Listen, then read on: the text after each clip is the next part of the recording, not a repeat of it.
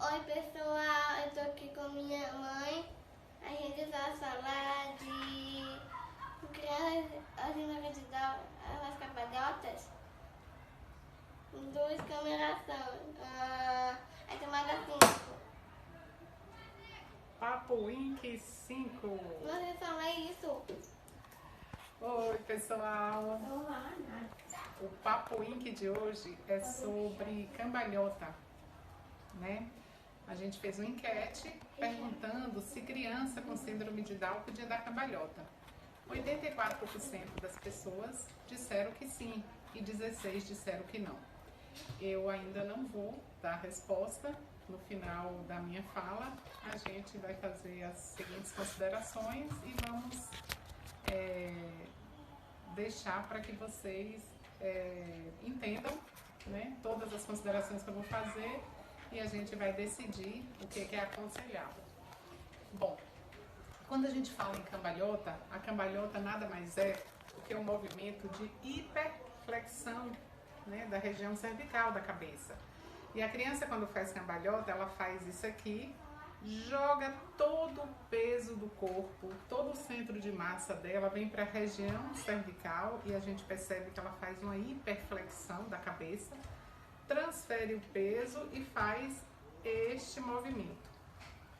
Considerando que esse é um movimento brusco, né, e que as pessoas com síndrome de Down apresentam uma frouxidão ligamentar e uma hipotonia, né, e considerando que os nossos ligamentos, eles são elásticos, então a gente puxa e ele volta.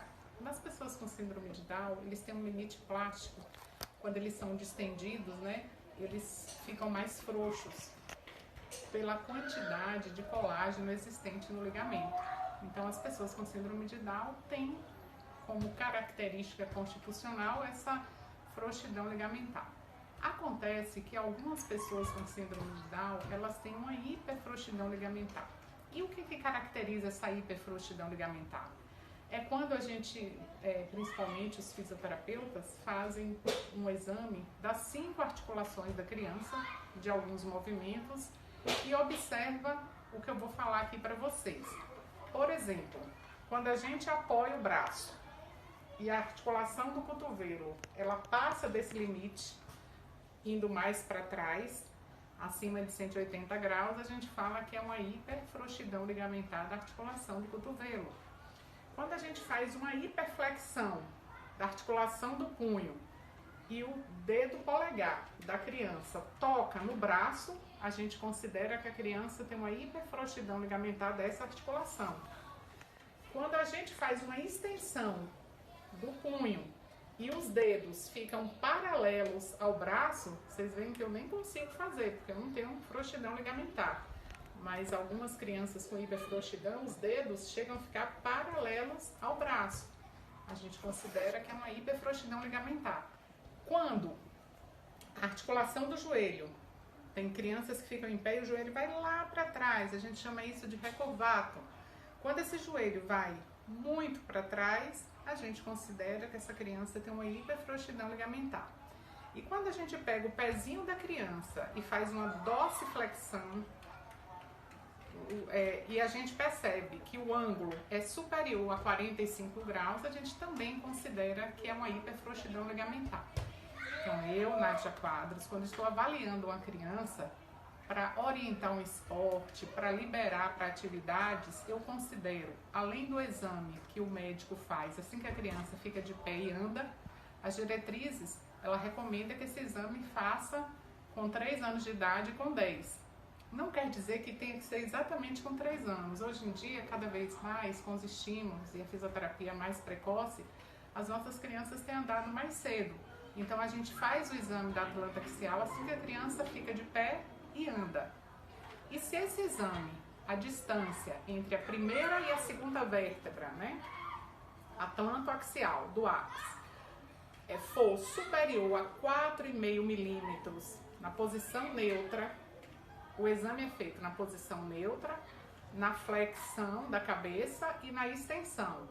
Se essa distância for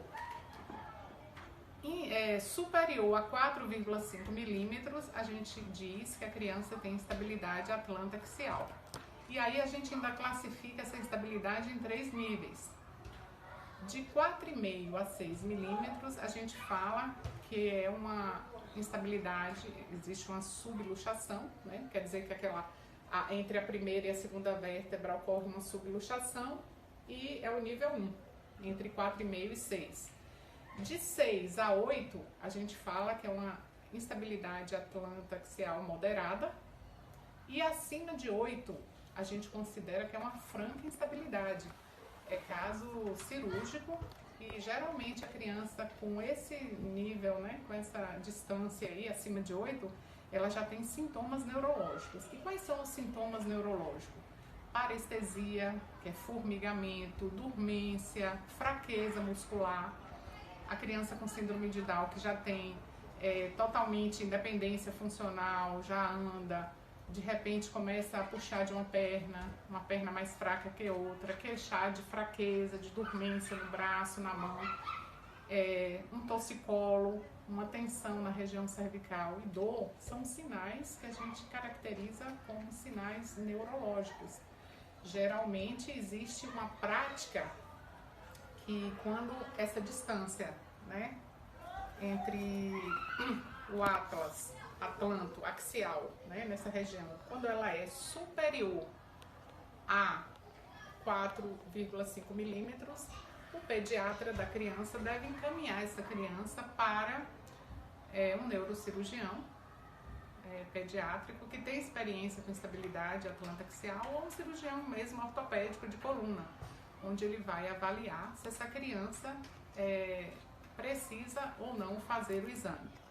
Recomenda-se que, quando se faz na posição neutra primeiro, e essa distância for superior a 4,5 milímetros, nem deve fazer o raio-x dinâmico de flexão, de hiperflexão e extensão, porque o próprio exame já põe a criança em risco. Então recomenda-se fazer uma ressonância magnética. Mas essas recomendações, elas são feitas pelo médico, né? E especialmente o ideal, né, é que seja um neurocirurgião. As evidências científicas, os guidelines que orientam sobre isso, falam que o raio-x, por si só, é um exame que não oferece uma grande confiabilidade, até porque você nunca sabe se a criança foi posicionada de forma correta ou se colocou em estresse. Então ainda a gente não é considerado um exame padrão ouro. E por isso eu opto por fazer essa avaliação da frouxidão ligamentar generalizada. Eu faço sempre essa pesquisa. Diante disso, eu, Nádia, recomendo que os pais não devem deixar a criança se expor a um risco tão alto da cambalhota. Por quê? Porque a cambalhota é uma hiperflexão, né, da cabeça, com uma descarga de peso. Vamos considerar que é uma exposição muito grande. E se a gente pensar que 15% da população com síndrome de Down, né, tem a chance, né, de ter instabilidade atlanto-axial, eu acho colocar a criança no extremo risco. Então, esse exame não é feito só para ver se a criança pode ou não dar cambalhota, é para a gente liberar para esportes com segurança. Então, a criança que tem uma distância atlanto-axial inferior a 4,5, a gente considera que o exame é normal. E se essa criança, após os testes, né, e o exame de goniometria, eu percebo que ela não tem uma hiperfrouxidão ligamentar generalizada, eu libero para uma atividade com mais tranquilidade, um judô, um balé, uma ginástica olímpica. Mas em relação à cambalhota, que foi a pergunta, eu considero uma prática arriscada. E eu acho que ninguém morre, nenhuma criança vai morrer se não fizer uma cambalhota. Então é um processo psicoeducativo da gente orientar para que a criança não faça. Eu agradeço. Qualquer dúvida, vocês podem entrar no nosso Instagram e fazer perguntas, e eu fico aqui à disposição. Muito obrigada.